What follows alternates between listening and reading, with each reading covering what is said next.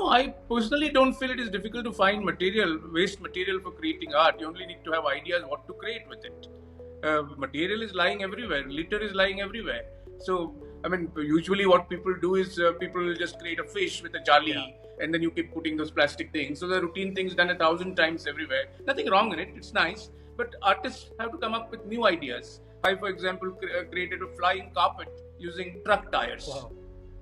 Enough ideas to create art out of anything. Wow. Basically, this is only a material. I mean, everybody has access to watercolors, but what you do with watercolors is important. So, same way, waste material is in abundance, but you have to basically think of innovative ideas to use it. Litter. If you are littering, you have no business to call yourself citizen, and you should not get. Actually, you should be jailed because littering is a horrible thing to do. It's an insult. It's an act of violence, and so I think this should be taken very seriously. Otherwise, you are not fit to be called a citizen if you litter.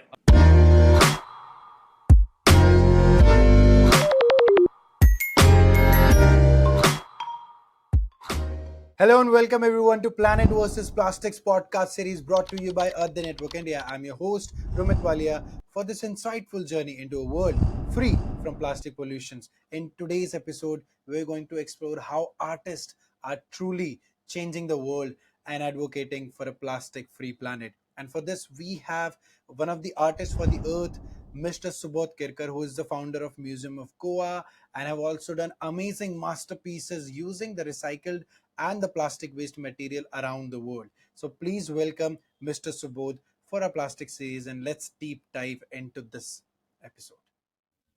But before we dive in, here's a quick reminder. The views expressed here are for general informational purposes, and we encourage you to do your own research. We're here to spark ideas, inspire change, and navigate the complexities of plastic pollution. Welcome, Mr. Subodh, to our Planet vs. Plastics podcast series. It's so good to see you. My first question to you would be that as an accomplished artist, your perspective on the intersection of art and environmental activism is truly invaluable. So, would you like to share a bit about your background as an artist and your journey in addressing all the environmental issues through your work with our viewers and listeners? Okay, well, I think now I was a medical doctor and I gave up my medical profession, and for the last 35 years, I'm practicing art. And it has just happened that I started getting interested in sort of waste material as a medium for my art. Uh, I don't work only with waste material, but a lot of my work are created with discarded plastic bottles, with recycled tires, and I use all kind of things, all kind of ways to create my work, especially pieces of old boats. I just walk on the seaside during the monsoons, and a lot of wood gets washed ashore, and I use that and I create art. So essentially, I feel that art is a very wonderful, a very effective way of communication. It's very rightly, Mr. Subodh, how you mentioned, and I love when people out of their original profession they work for the environment. It truly is an inspiration. How litter is a very big problem. It's true. I mean, awareness is not the problem clearly, but sensitizing people and making them realize that it is impacting them on a everyday life is very important. And art, as you said, and I put it in your words, is a medium that can do it. So my next question would be that many artists have been using their creative talents to raise awareness about all the pressing environmental issues, including the major one, which is the plastic pollution. So how do you see art serving as a very most one of the most powerful medium for conveying these messages about sustainability, and also not just conveying the message, inspiring people to join this fight against plastic pollution? And you also mentioned about the carpet of joy. I was truly it was remarkable. I saw the pictures and everything. So how was your experience in that when people came to see that? What did you find out about people's perspective, and are they willing to just is it something that struck in their mind, okay, this is a big problem? So would you like to tell us on that? I think it does stick into their minds, because when you see something so grand and so beautiful and made out of some plastic waste, you become a little bit more conscious. at the same time, we also talk about it. Like I did one installation just a few months ago, where in Goa, being on the seaside, the ocean pollution is a major issue. When I walk on the beach and see fishermen pulling their nets, there is more plastic caught than fish. Yeah. And so I started imagining that if the present day Moses separates the ocean, what will what will be there? What will he see? And I thought that he will see two plastic walls because the ocean is full of plastic, Yeah. and that work was called Moses and the Plastic Ocean. So we did it here. I have done it in Busan in Korea. So it is definitely makes people more aware that I should not throw. When just art itself will not solve the problem, but definitely awareness increases, and I think it is most important to start this process at kindergarten and school level, and that's our effort because we organize tours of school children to our museum and also make them create works of art using waste material and then propagate this message that okay, please do not litter. So I think one is to do all kind of efforts, and art definitely plays a role in it, and what you create with art lingers for longer time. Yeah. That is great. How engaging students from the very starting level, and then it just also reminds me that all these years during any kind of movement, art has always been at the top. I mean, we have seen art from all these historical places, monuments everywhere. Art has been, so we can say that art has been there. But now the same thing is happening with plastic. Now we are saying that plastic is everywhere. Even in, I understand that in medical sciences, plastic is not, I mean, we cannot eradicate it. But at Earth Day, so the theme this year is Planet versus Plastics. And we are demanding a reduction in plastic, a 60% reduction in plastic by 2040. So it actually depends what you also said on us, how we perceive it, and how from the very starting level, let's say schools where they're doing something best out of waste, they're creating art pieces, which stays with them forever. And it also reminds them that plastic has been there and it will be there even if when you will not be there. So that's the whole beauty of art is, and how it's fighting plastic pollution. And it's truly wonderful artists like you are coming forward. So my next question in that continuation would be that nowadays many of the artists are actually trying to put this plastic problem and environmental activism into the art that they are doing. But unlike you, many of them struggle with finding the materials, because it also comes down to a point when people try to point out fingers. Okay, you are doing art for this, but is the material that you are using sustainable? Are you doing reuse and recycling kind of practices? So what would be your advice on that to those new artists, on how you have done the wonderful job with the Carpet of Joy, and you mentioned you have done pieces in Korea and other countries as well? So, what would be your advice to these artists so that they also take these things into the consideration, that a message is 100% positive and nobody is there to point out fingers as well? No, I personally don't feel it is difficult to find waste material for creating art. You only need to have ideas what to create with it. Material is lying everywhere, litter is lying everywhere. So, I mean, usually what people do is people just create a fish with a Yeah. jolly, and then you keep putting those plastic things. So, the routine things done 1,000 times everywhere. Nothing wrong in it, it's nice.